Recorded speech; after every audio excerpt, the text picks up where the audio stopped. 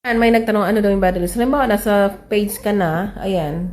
Dito naman best, mag-fill up ka dyan kung halimbawa gusto mo na ang AFAM na may walang asawa, AFAM na walang anak. Ito, pwede rin siyang hindi mo lagyan. Pwede kang, optional lang naman to.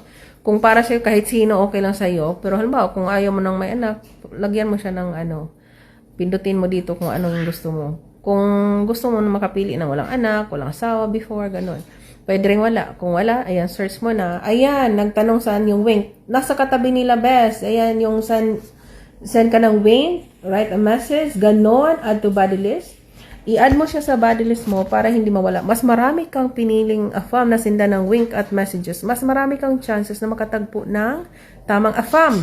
Yung wink kasi dyan, free lang yan, best. Pwede ka mag-sign up dito. Sign up for free ang Christian Filipina. Ay, ang ganon din ata sa ibang mga dating site. So, dito, pag nag-sign up ka na, yun, nasa profile ka na, maglagay ka ng picture na alam mong ikaw sa sarili mo, nagandahan ka. So, siya na wink, nasa katabi ng picture nila yan. Isin mo yan. Ayan, oh, katulad yan.